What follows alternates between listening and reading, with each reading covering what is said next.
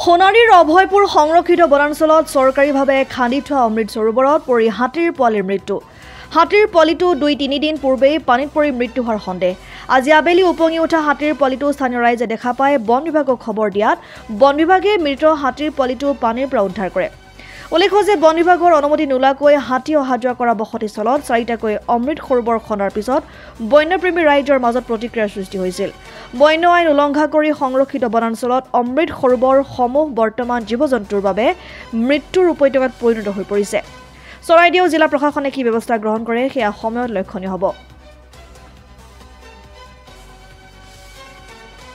আপোনাৰ হাতী পোৱালি এটা পাইছে ৰিজাৰ্ভৰ ভিতৰত। আজি আমাৰ এৰিয়াটো হ'ল নগানদী এৰিয়া, আমাৰ অভয়পুৰ ৰিজাৰ্ভ ফৰেষ্টত আজি দিনৰ আবেলি মানত 4:15 মানত ফোন এটা আহিছিলে যে হাতী পোৱালি এটা মানে পুখুৰী এটাত মানে উপঙি আছে বোলে। তো এই পুখুৰীটো আছিলে আমাৰ অমৃত সৰোবৰৰ পুখুৰী, যোৱা বছৰে খান্দা হয়।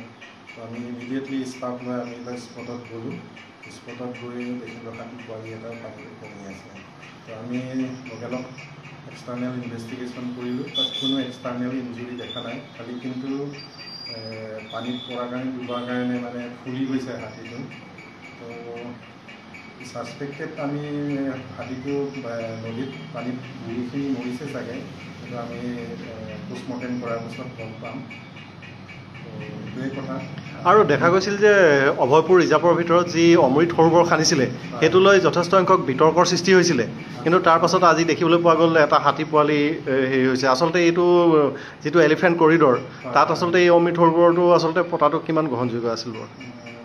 তাকে এই কথাটো হ'ল নিয়ম আছিলে, আমাৰ ইনষ্ট্ৰাকশ্যনছ এটা আছে ৰিজাৰ্ভৰ ভিতৰতে এনেকুৱা মানে যিখিনি ৱেষ্টলেণ্ড থাকে বা ৰিজাৰ্ভৰ ওচৰত মানে কিছুমান পাহাৰীয়া অঞ্চল, পাহাৰ মানে তলত দাঁতি কাষৰীয়া, যদি ৱেষ্টলেণ্ড থাকে ক'ৰবাত যদি এনক্ৰচমেণ্ট থাকে সেইবোৰ এলেকাত অমৃত সৰোবৰবোৰ খান্দা হয় বা প্ৰপাৰ মেইনটেইনিং আমাৰ কিছুমান গাইডলাইন আছে ৰিজাৰ্ভত, সেই গাইডলাইনৰ মতে খান্দা হয়। তাত মানে মাছ মেলা বা কিবাৰ কাৰণে নহয়, সেইটো স্পেচিয়েলি মানে ৱাইল্ড এনিমেলবিলাকৰ যেতিয়া ড্ৰাই স্পেল হয় তাত মানে ৱাটাৰ ৰিজাৰ্ভৰ হিচাপে সেইবোৰ ইউজ কৰাৰ কাৰণে তাত সেইবোৰ খান্দা হৈছিল। আৰু তাত দেখিছোঁ 3-4টা আছে আমাৰ ৰিজাৰ্ভৰ ভিতৰত।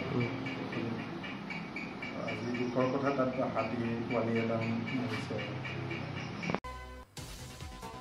সোণাৰীৰ পৰা মৃত্যুঞ্জয় দাসৰ ৰিপৰ্ট, জননী লাইভ।